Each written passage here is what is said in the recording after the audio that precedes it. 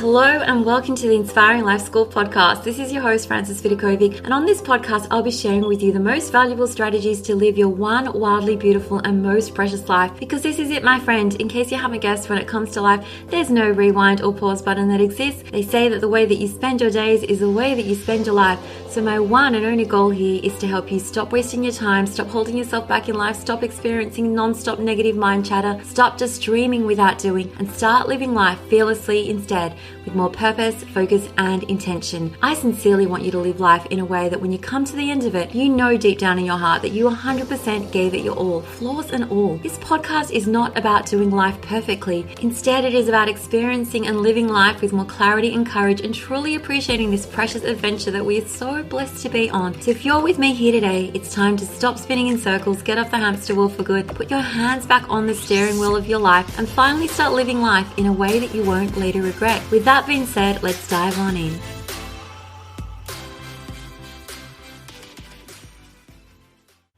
Hello, my friend, and welcome to the Inspiring Life School podcast. I am your host, Frances Vidakovic, and today's episode is all about this idea of what to do when we've fallen off the wagon and how to metaphorically pick ourselves back up again and moving in the right direction. Now, I know that we usually use this phrase when it comes to not wanting to drink any more alcohol and then you start drinking again, but I'm actually going to be applying it to any goal that you may have given up on. Maybe you had this plan, you're going to go after it, you did something, and now you've lost all motivation for it because you feel like you've really messed up. And the reason that we're even chatting about this today is because I myself use this phrase. I said last night in relation to a health goal I've just fallen off the wagon. So just to give you some background, almost 2 weeks ago, one of my best friends and I signed up for this 8-week challenge. And for the first 6 days, I was so super motivated. I was taking actions that were in alignment with my goals, and then the inevitable happened. I went out to dinner last weekend for a friend's birthday. I chose a meal option that probably wasn't in alignment with the plan that I'd set for myself. And ever since then, I just really haven't been feeling as motivated anymore. Like the next day I made these choices that weren't again in alignment with my goal. And then it happened a few times this week until last night I found myself, I'd been out all day, like a long lazy day by the pool. I saw a bag of crisps in the cupboard. I grabbed them. It's something that I haven't done in ages. And then I just ate them all. I told myself, well, I guess it's okay. It's okay if I have some. But then afterwards, the first thought that came to my mind was, oh my gosh, I've literally just fallen off the wagon. Because obviously I didn't just have one. I ate the whole big, massive bag. So before I discuss what to do when you're consistently taking actions that aren't in alignment with your big, dreamy goals, I want to rip apart this phrase, falling off the wagon. And I want to let you know how ridiculous it sounds as a description for your current state of mind. This phrase, falling off the wagon, implies that you were somehow sitting on this magical little wagon, and when you were on it, you were cruising along, enjoying the view without any drama or angst, and then something happened. Okay, maybe you faced a little bump in the road, or someone pushed you off this wagon, or you weren't holding tight onto your seat, and so you tumble to the ground, probably with in your head, you imagine this big, massive fall, and there you are now lying in the dirt. Maybe you're shaken, maybe you're confused. In your head, you feel like it's continued moving on without you. It's gone so far in the distance that it's impossible for you to get back on, unless you were to go chasing after it, but you don't want to go chase after the wagon because maybe you're telling yourself a story that, well, it's too late. It's too late. I fell. Now everything is ruined. Does this sound a little bit like the way that you feel when you tell yourself you've fallen off the wagon? Maybe you're feeling angry, frustrated at yourself. You wish you could go back in time and start the journey all over again because this so-called wagon is definitely not a vehicle that you're supposed to be falling off and jumping back onto. In your head, you think you're supposed to stay on it and not get off until you get to the end. So first, I want to share with you the good news. There's no wagon in life. This is just a concept that people have made up or words that you've decided to use inside your own head. And when you tell yourself this story, I have fallen off the wagon, we often say it with a bit of judgment, right? We fell off, but we weren't supposed to fall off it. And when you use this phrase to describe a situation like I did last night, how do you think you feel? It's probably feelings of frustration, annoyance at yourself, maybe even defeat. Well, that's it. There it goes. There goes that wagon that I was sitting on so comfortably. Now I've fallen off and it's kept on moving without me and it's too late for me to catch up. My friend, I want you to play with this idea that there was never a wagon. All there ever was you and your goal and a journey that you needed to take to get to your goal. Now, this journey is always going to be filled with potholes and obstacles and struggles because those are a part of life. And we definitely experience more of them when we're stepping outside our comfort zone and when we're trying to do something new, something different, something that requires us to show up in a way that maybe we're not even used to showing up. So let's play with this idea that there was never a magical wagon. Nothing has gone wrong. You're just a normal human who will face challenges when setting a goal and taking the actions required to execute your goal. Totally normal. What I want you to do instead of sitting in this place of frustration and annoyance and defeat that comes from simply telling yourself, oh, I fell off the wagon when I wasn't supposed to, is tell yourself the truth. What really happened here? And I want you to do this for every single circumstance, every single instance when you took actions that weren't in alignment with your goals, without using some fluffy excuse like, oh, it's just because I fell off the wagon, like someone pushed me off, I'm off the wagon, okay? What does that even mean? I want you to be totally honest with yourself, okay? And it probably means that the truth is that your goal wasn't in the forefront of your mind when you took that action that you're not really proud of.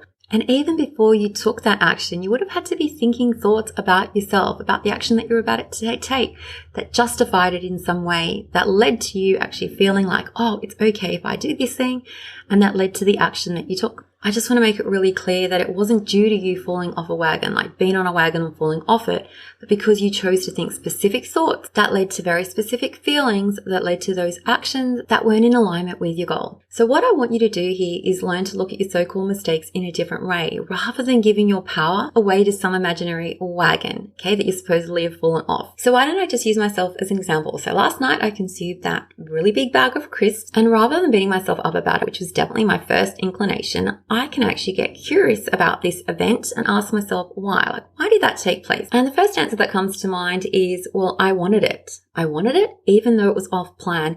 And when I say off plan, I actually have the freedom to eat whatever I like as long as it's protein rich or really wholesome, healthy foods, which is for the most part really easy for me to stick to. But last night, I wanted something that was off plan. The desire was there, and then I had particular thoughts that ran through my head. This is even before I opened up that packet. And I was probably telling myself thoughts like, well, it's okay. I deserve this treat. I've been out all day. I haven't had it in so long. Like, I justified it. And in that moment, I wasn't focused on my goal. It obviously came to mind once I finished eating the whole bag. But this is just data that I can work with. And once you have this data, this is going to lead to a new awareness. It gives you information that you can actually move forward with, a better understanding of yourself, a better understanding of the thoughts that you might have been thinking that led to you feeling a particular way that justify that action, rather than blaming it on a wagon. Okay, because I don't want to blame me eating some chips on some imaginary wagon. Now for you, it might be different thoughts. Like if it's not a health goal, maybe it's to do with exercise. And maybe the reason that you didn't go to the gym was because you told yourself thoughts like, well, I'm too tired to go. Like, it doesn't matter if I miss a day. It's not because you fell off a wagon. It's because you told yourself those thoughts. Or if you were trying to like abstain from drinking and you had a glass of wine, maybe you told yourself, well, everyone else is drinking. I don't want to be the weird one that isn't drinking, so I'm just going to have one. Okay, that's the reason why you drank that glass of wine, not because you fell off a wagon. Or let's just say that you're in a dinner and you ate this big, massive piece of cake. When you told yourself that from here on, you're going to be like skipping really sugary desserts. Okay, you didn't fall off a wagon. You would have had to tell yourself a thought like, that looks too good not to eat, or I have no self-control, or I'm at a dinner party and it'll be really rude to refuse that dessert. This is what really happened, okay? You thought particular thoughts that led to you feeling a particular way, that led to your actions, rather than falling off a wagon. Okay, so we're not going to use that lie anymore. So I want to repeat this for you one more time. You thought a thought that led to a feeling that led to your action or inaction. That's all that happened here. So this part explains to you why it happened. And now I want to offer you how to think differently about these apparent mistakes after the fact, except I'm using this word mistake in inverted commas because really it's only a mistake if you think it's a mistake. All that happened was that an event took place that you decided to think thoughts about after the fact. So maybe you decided to think thoughts like, oh, I shouldn't have done that, or now I've gone and messed up everything. But honestly, you get to decide what you think about anything that you do in your life. And the way that you think about it is going to determine how you feel, and it's going to determine the later actions and results that you have in your life. So let me share with you a really quick and simple mindset hack when it comes to deciding what thoughts you want to think instead. So I want you to pinpoint the feeling that you want to be fueled by when it comes to taking action. Now, many of us make the mistake of thinking that we want to be fueled by motivation. But I promise you, if you relied on motivation alone, most of our goals would never come to fruition. Most of the time, I don't feel like doing anything really like that's going to be exerting a lot of effort. I'd much prefer to be lazing on the beach with a book in hand. But guess what does make me get up and take action? It's the feelings of focus and determination. So what do I need to think in order to feel more focused and determined in my life? It's thoughts like, well, nothing can stop me. I know exactly why I want that goal so bad and nothing's going to get in my way. Falling down is a normal part of a journey, and every single time I'm going to pick myself back up and I'm going to keep on moving in the right direction. I set that specific goal for a specific reason and nothing can stop me. So I'm going to forget about an imaginary wagon. I'm going to believe that my success is inevitable, even if I have a few totally normal stumbles along the way. But watch me, world. Okay, watch me succeed. Watch me prove to myself how I can and will do it. I 100% will do it. I was made for this. I was made to face all my struggles with strength and have a few slip-ups along the way.